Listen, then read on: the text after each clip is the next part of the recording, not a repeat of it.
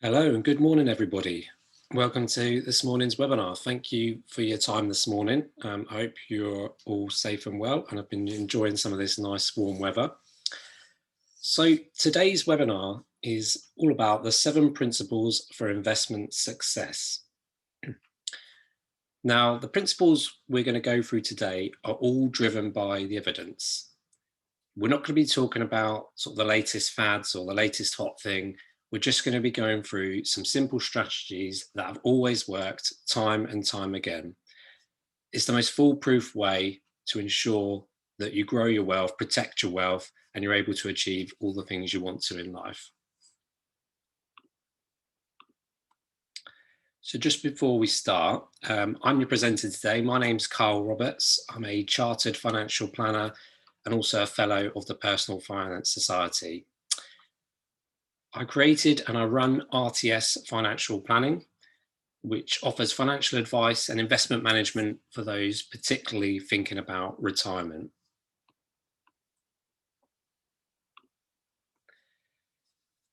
As always with these things, just a few risk warnings before we start. So clearly we're going to be talking about investments today. Everything I discuss today is just for guidance purposes only. I won't be giving any advice. If you do want to explore some of the subjects that we cover today in more detail, I'd urge you to speak to a qualified financial advisor. In terms of the webinar, it should run for about 30 to 35 minutes, which should then allow us about 5 or 10 minutes to answer any questions you may have.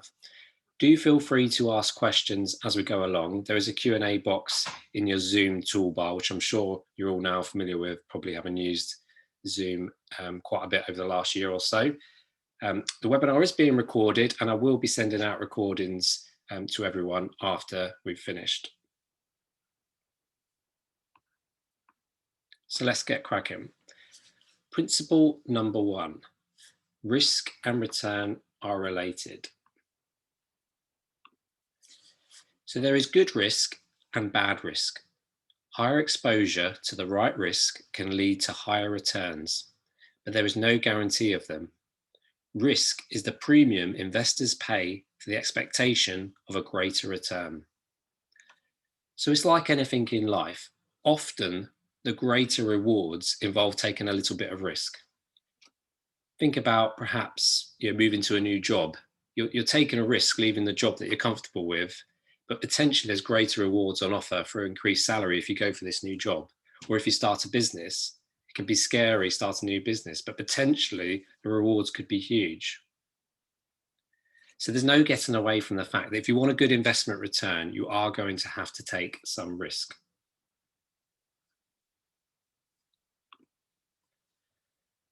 But when it comes to risk, most people will look at risk completely wrong. And it's not your fault because even the financial regulator gets risk wrong. All the promotional material we see around investing will focus on one element of risk. And that element of risk is volatility. So here is a typical risk scale that you may be aware of. So what we've got here is a number of different assets. So cash, most people would deem cash being a very safe form of investment and would be right at the lower end of the risk scale. Whereas on the higher end of the risk scale, most people would think if they invest into a business, into one single business, that would be deemed very high risk. But like I say, this traditional risk scale focused purely on volatility, the levels of ups and downs in the daily price of the asset. But actually, there are 3 different types of risks that every investor needs to be aware of. So the worst type of risk you could probably experience is loss of capital. So basically losing your money forever. You'd probably agree that that's the worst thing that can happen and the biggest risk that you might face. So that's one element of risk. The next element of risk is inflation. Inflation is the silent killer. The increase of prices over time means that your money needs to at least keep up with the rate of inflation, otherwise it loses its buying power. And if it does that, it ultimately means your money is worth less every year in real terms. And then the third element of risk is volatility. like we've just gone through. It's the daily up and down, the price movements of the assets that you're investing in. So for the investor that knows what they're doing, we would argue this is a more relevant risk scale. Now, let's apply those different assets we looked at on the last screen into the informed risk scale, what we're looking at here. So in terms of loss of capital, if you were to invest in a single company share, then yes, it's quite possible that you could lose all your money. If that company goes bust, then your money's gone forever. So that is still at the higher end of the risk scale. But then when we look at cash and bonds, these things are very low risk from a volatility point of view. But actually, when we look at inflation, holding your money in cash or bonds could actually lose in real terms every year. It's very rare that interest rates are ever above inflation. And over many, many years, inflation is consistently higher than interest rates. So actually, the more money you have in cash, it's actually losing money in real terms. So that is a risk that you face. And then finally, we've got volatility. So investing in global equity funds and property, it's very, very, very unlikely you're going to lose any capital investing that way because your money's spread into lots of different companies around the world. Again, the evidence shows that over long, long periods of time, investing into global markets will consistently beat inflation. So really, the only risk you've got with investing in global equity funds and property is volatility risk. Now, we're not saying everyone needs to be 100% invested into global equities because volatility risk is still important, especially if you're taking money out of your investment. But you just need to be aware that there's actually 3 different types of risk. It's not just all about volatility. Principle number 2, the capital markets work. So what do I mean by capital markets? Well, capital markets are where assets are traded. The most common and probably the one you're most familiar with would be the stock market, where shares in listed companies are traded. This is a capital market. The prices of shares on the stock market reflect the expectation of all buyers and sellers. The capital markets are far from perfect, but they do a good job of fairly pricing all available information and investor expectations about publicly traded stocks. So the global stock market, the global capital market, it reflects humanity's progress. It will represent all the great companies in the world, all the products we buy and all the services we use. So you are a customer of the capital markets. Why not be an owner too, so that you can profit from all the things that you buy and use?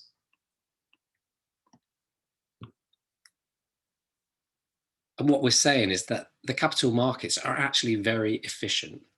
There's teams of analysts from investment firms all over the world that will spend millions and hours investigating companies that are listed on the stock market, going through their accounts, going through the company with a fine-tooth comb.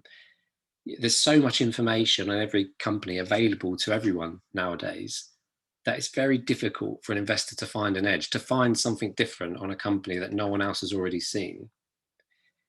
If we take the UK, for example, if you're a listed company on the stock market in the UK, you have to declare and publish your financial accounts every 6 months. So that's publicly information available to everyone. And in the US, they have to publicly announce their accounts every 3 months. Also, all important announcements to do with the company also has to be announced to the public. So if there's a new CEO, if they're looking to make a takeover bid, all these sort of things have to be shared with everybody.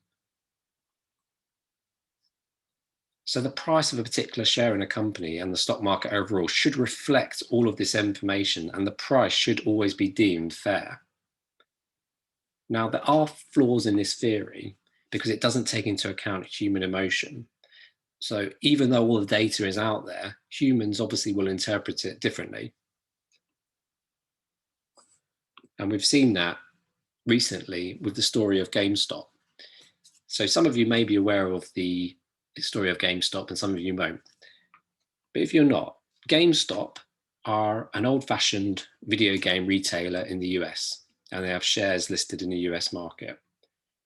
So they've got a number of high street stores in the US, and it's one of those companies that's now a bit old fashioned. The sort of kids of today are not really going out to the shops and buying video games anymore. They're sort of downloading them, they're streaming them. So a lot of the big hedge funds in the US decided to bet against this company. They decided to bet that this company share price is just going to keep falling and falling and falling, and eventually the company will go bust. And because they're betting against the share price, they're betting that it's going to go down, they will make money on the time it does go down. But what happened was a bunch of small traders, people like you and me that are just sitting at home, all went online into various sort of chat forums, and they decided to have a bit of fun with the hedge funds. They decided to start collectively buying up shares in GameStop. And it's easier to do this in America because America has a lot of free trading apps. So you can actually go and buy shares in America for free without being charged. So there was a mass movement to buy shares in this company. So what happened is that they ended up raising the price, and it kept going up and up and up, as you can see from the chart. And this caused the hedge funds to lose millions and millions of pounds worth of money because all their bets got called off. So this is a story that the price of the stock doesn't really truly reflect all the information out there, because the accounts would show a different picture. But this is humans getting involved and tampering with the system. So like I said, there are flaws with the market being efficient. But this type of thing is now being looked at by the regulator. So there's a good chance that they'll come down on it. It could sort of be banned in the future. And also now you could argue that analysts have experienced this type of story. They could actually now price this into stocks when they're looking at them. So again, the market could become efficient again. The only way, like I said earlier, is if you're going to beat the market, the only way to do that is you're going to have to do something different, have an edge, know a piece of knowledge that no one else knows. And we're going to come back to that later in terms of how difficult it is to beat the market and find that edge.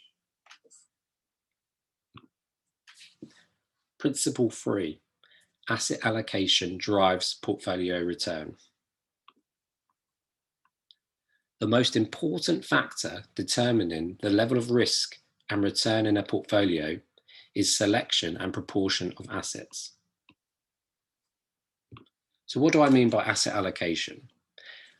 Well, asset allocation is the assets that you choose and the amount of money you invest in that asset. So we've got a list of assets up here: cash, bonds, property, global equity funds, and the single small company share. So you may decide that these are the 5 assets that you want to invest in because you're spreading your money around. And you may choose an allocation like this. So you may choose to be slightly more higher risk on the volatility risk scale, and you might say more money you're going to invest in global equity funds and less money in cash. And according to that volatility risk scale, this would be deemed a higher risk asset allocation. Alternatively, you may go the other way and you might decide to invest more in cash and bonds, perhaps being slightly lower risk on the volatility risk scale, and this would be deemed lower risk.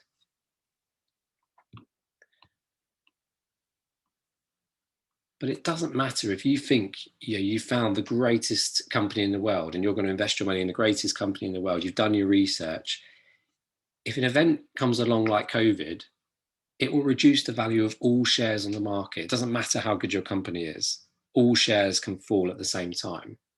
And on the flip side, a different type of asset like bonds perhaps could go up in these extreme market events.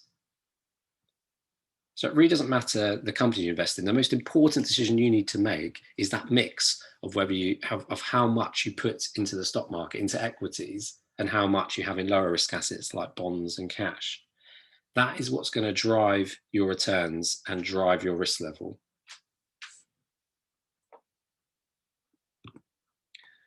Okay, so we've looked at this slightly earlier, but principle number 4, beating the market is rare. It is extremely difficult for anyone, including professional fund managers, to beat the market over the long term. Any outperformance is usually down to luck rather than skill. So what we've said earlier is that the market is generally efficient and reflects all the known data. Therefore, it's really hard to get that edge, to get that outperformance. And we see that time and time again in the data. What we've got on screen here is evidence from the US, Europe, and Japan, where you can see the number of funds. So look at the US, 75% of funds in the US underperform the general stock market. The same position in Europe, slightly less in Japan, and again, it's the same position in the UK. And this is only over the last 5 years. If we extrapolate that data out 10 years, the number will be even higher. Even more funds fail to beat the market. And even if you do find a fund that outperforms the general market over, say, 5, 10 years, what are the chances you could have called that right 5 or 10 years ago? And a lot of the time, even if a fund does outperform the market, it is generally down to luck. They've just happened to have been in the right place at the right time and everything's worked out for them.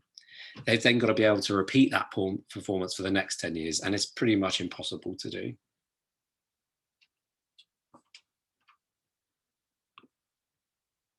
Principle 5, costs matter. Costs reduce an investor's net return and represent a hurdle for a fund. Before a fund can outperform, it must first add enough value to cover its costs. High cost is a strong predictor of poor performance.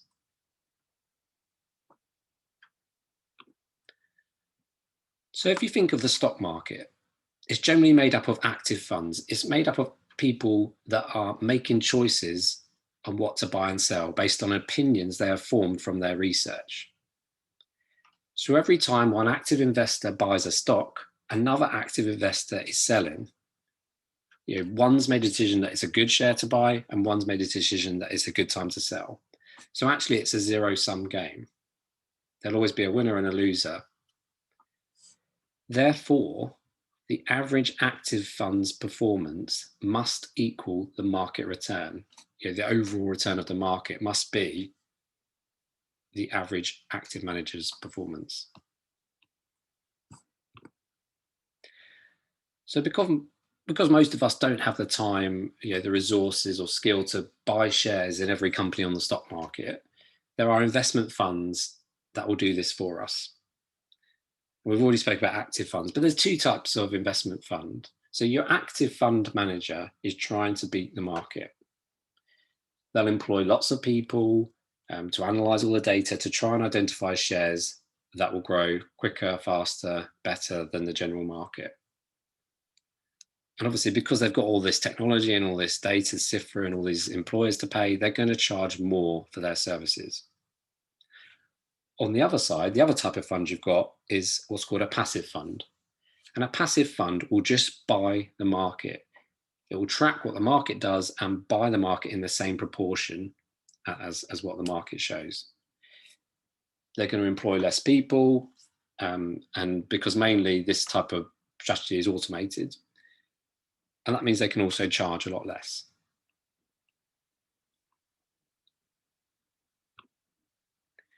Now, Nobel Prize-winning economist William Sharpe wrote a paper on this in 1991 called The Arithmetic of Active Management. And in it, he explains that the average active fund must underperform the average passive fund. And this is based on just pure, simple maths. So we've already said that the market is made up of active funds. We've said that every time one active fund buys a stock, another active fund is selling. So there is this zero-sum game. And we've said that the average active fund performance must equal the market return. So in this chart here, the solid black line running down the middle is the market return. And obviously you've got the returns of people that have underperformed the market and people that have overperformed the market, either side of it. But of course, active funds charge fees. So we need to take those fees off, which means the average active fund is guaranteed to underperform the market. Because even if it delivers the market return, it's got to take its fees off. So it will be underperforming after fees. And remember, passive funds, they just track the market. Okay, so they will still underperform the market because they will still charge a fee, but that fee will be a lot less. So this means that the average passive fund will beat the average active fund based on pure maths.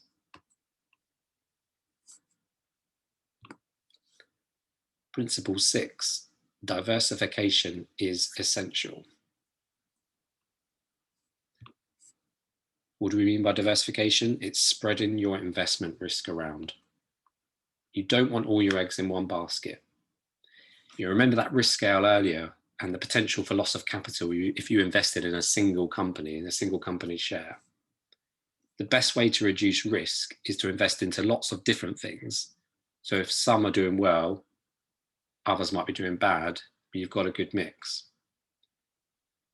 But how do you decide where to invest? Should you allocate more of your wealth to the UK? Should you allocate it to the US? Or what about emerging markets? Well, the best way to do it is to think globally. Look at everything in the world. Now, I just want to take you back to the sort of the old school fates where you see the game, guess how many sweets are in the jar. So if you've ever played this game, how did you attempt to come up with your answer? Did you just come up with a wild guess, or did you try and count as many sweets as you could see? Either way, you probably found out that your guess was nowhere near the correct answer. But strangely, if you took the average of all the answers given by other participants, you're far more likely to have been closer to the correct answer. And this is what's known as the wisdom of the crowd. And we can apply the same logic when it comes to investing, using the wisdom of the crowd to see where money is being invested. So if we're to look at the global capital market, it is very useful for seeing where every investor in the world is investing their money. Because while it's impossible for us to know how each of the millions of investors are thinking, the global market picture gives us a snapshot of that collective decision.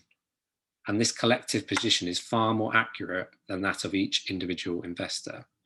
Much like the guess how many sweets in the jar game. It saves us from having to second guess which countries' markets will outperform year to year. We simply rely on the cumulative knowledge of the seasoned investors across the world.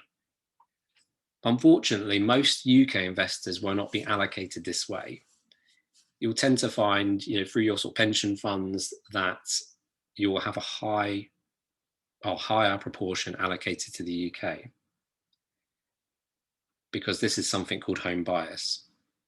But when you look at this picture here, you'll see that the UK market actually only makes up about 5% of the global market.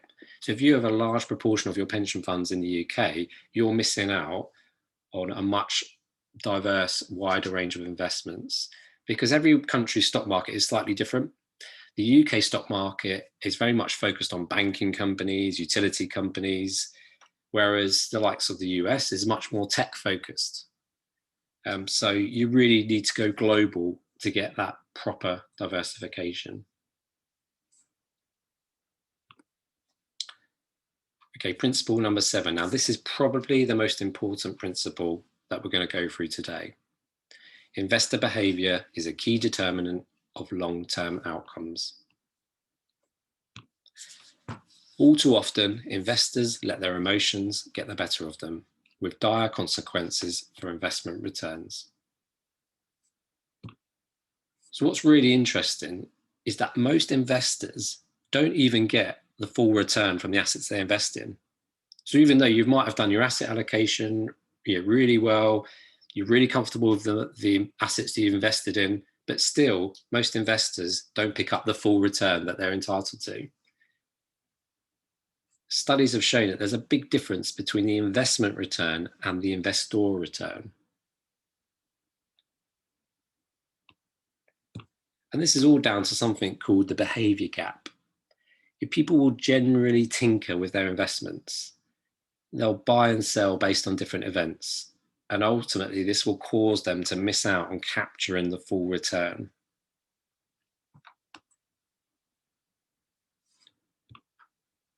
And it's hard, people aren't to blame here. Human emotions is very difficult. Investing can be scary.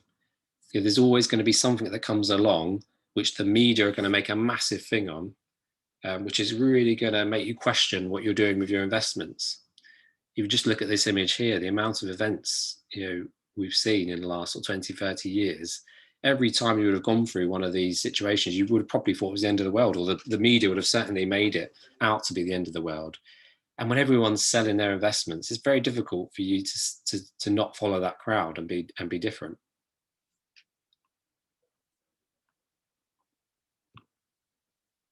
But of course, timing the market can be costly. You've got to keep in mind that investing is a long-term game. You can't invest in the short term. It just doesn't work. It's too risky. But if you've got time to play with and you invest correctly, you're much more certain to hit your goals. From time to time, the investment markets will experience a period of decline. It will happen. There will be another recession. There'll be another crisis that will come along, probably within the next 5, 10 years. But it's important that you stay invested during these unavoidable periods. Because historically speaking, each major market decline is usually followed by a rebound, which usually exceeds the previous decline. So if you look at this chart here, even if you think you've got some extra skill where you think you can identify whether the market's expensive or cheap, let's say when COVID happened, or when the start of COVID happened sort of last March, and the stock market started to fall quite rapidly, if you'd sold out, you could have perhaps saved yourself from some of the drop.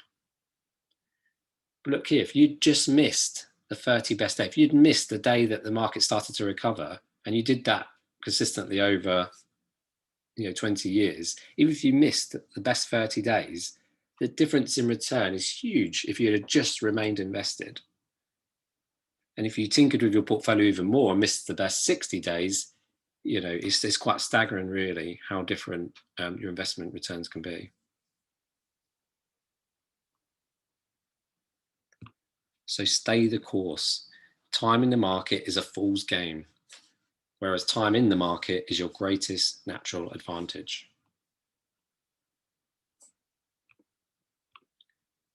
Okay, let's just recap on the 7 principles for investing there. We've spoke about how risk and return are related. We've said that if you want to get returns, you're going to have to take some risks. There's no getting away from that fact. We've said that the capital markets work. The capital markets, the stock markets, it's not some secret organization that's there to just rip you off and take money away from you. It's the most proven way over hundreds of years of history to get wealth, build wealth, and keep up with inflation and the like. We've said that the most important decision you need to make when building your portfolio is your asset allocation, the mix that you put into investments. Also, that beating the market is rare. Don't think that you've got some skill that you're going to be able to beat the market. All you want to do is to be able to capture the market, which leads on to costs. Be really careful about your costs that you pay for your investment, because it's the one thing you can control. You can't control what the market does, but you can control the costs you pay. And ultimately, to reduce your risk, you need to diversify and go global.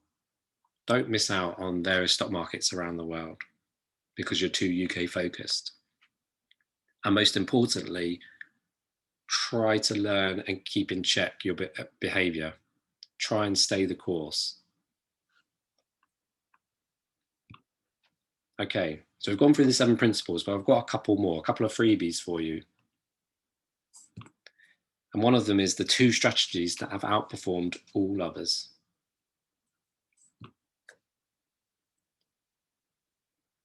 So if you look at different assets and different size of companies to invest in, this chart here clearly demonstrates that smaller companies and value companies tend to outperform older, more established companies. And smaller companies, it kind of makes sense. If you're a new company onto the market, you've perhaps got a new product that's going to overtake one of the established players, you're going to grow quicker and faster than a company that's very large, has been around for a long time. And when we talk about value companies, what we mean is a company whose price is cheap compared to their earnings. Perhaps the company is out of favor because the market cycle is against it at this time. And this is not a unique position to the UK. We've seen this trend all around the world. So smaller companies have higher expected returns than larger companies, and value companies, companies that look cheap, have higher expected returns and outperform growth companies. Okay, another freebie for you is around rebalancing your portfolio. So what do we mean by rebalancing? Well, at the beginning, when you allocate your money, when you do your asset allocation, putting your money into different assets and the proportion that suits your goals and risk level, of course, over time, those percentages aren't going to stay the same. One asset is going to do better than another, and your percentages are going to go all out of whack. And if you don't do anything about this over time, what you could find is your portfolio becomes more and more risky because the percentage into one particular asset is going to be growing higher than another. So what you do is rebalance. You sell a bit of one, buy a bit of another. And this is a really important aspect of managing risk. I mean, it may appear counterintuitive because you've got to sell assets that have performed really well and buy assets that haven't performed very well. And this is obviously the exact opposite of what many investors do.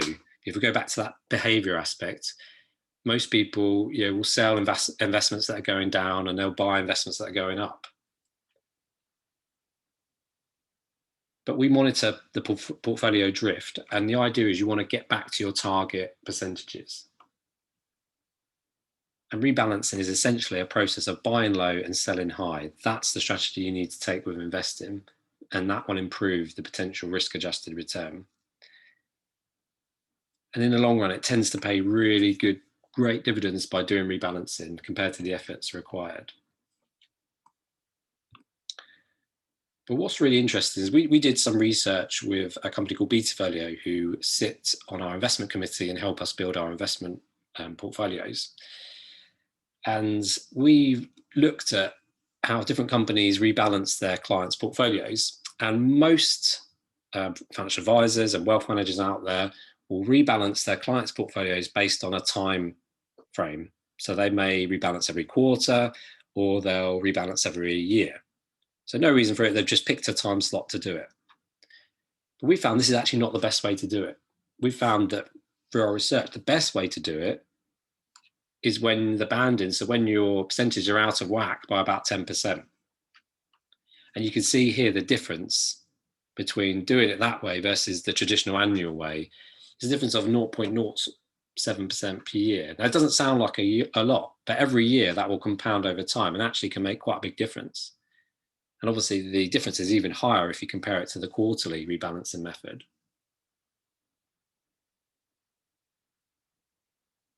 So the difference is not much, but this doesn't take a lot of time to do. It doesn't take a lot of extra effort, providing you've got the technology. So there you go, the 7 principles for investment success and a few freebies rolled in. Now we've just got a quick bit of time, and I just want to briefly show you our RTS investment strategy. So we've built investment portfolios for every level of risk that reflect all of the principles that we have discussed today. Our portfolios will have that global focus, with also that tilt towards small companies and value companies that we've seen have outperformed all others over the long term. Do these principles work? Do these strategies work? Well, yes, they do. So the image on the screen here is a performance chart, which on the left-hand side axis, you've got the overall return, and on the bottom axis, you've got volatility. So it's a risk-adjusted return here. And every one of those dots on the screen is a different portfolio at a different risk level.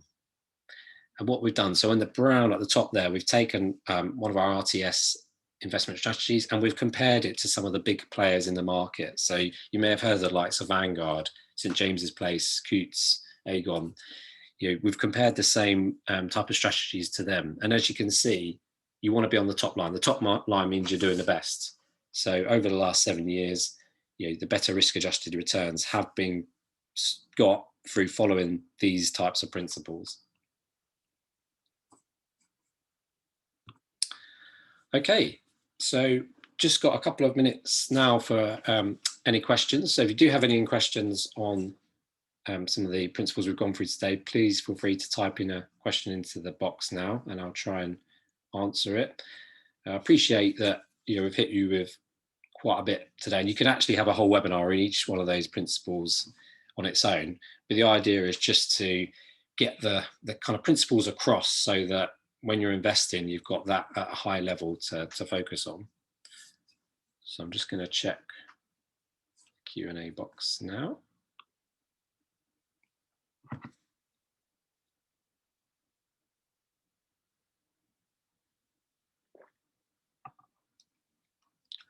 Okay, I'll just give another minute or two for any questions.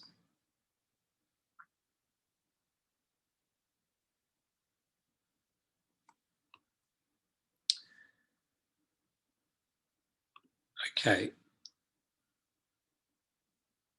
So there's no questions at the moment, so that's absolutely fine. Oh, hang on, let's just see.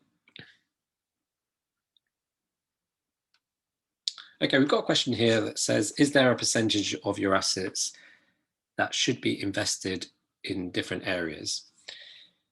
So this will all depend on your risk level, and it gets more complicated because obviously we've shown today that there's actually a different risk scale that everyone should be looking at, not just the normal volatility risk scale. So in terms of what percentage of assets you should have and where you place your money, the starting point is to look at your kind of goals and objectives, your financial plan. What do you want out of life? What sort of money do you need when? What's your investment time frame? Because once you know all that information, you know what investment return you need, what return do you need on your money to hit those goals. And once you know what return you need, you can look at a portfolio that historically has delivered that return, and that portfolio will then tell you what type of percentage you should have in each type of asset. So yeah, very much depends on the plan first. Look at your goals, objectives, time frame. Once you know that, you can work out how much money you need, which then determines what investment return you need, which will then determine what portfolio you should have. Okay, thank you for that. Right, well, that's it for the question today. If you do have any more questions, do please feel free to email me or contact me on the phone, and I'll happily answer any questions you have.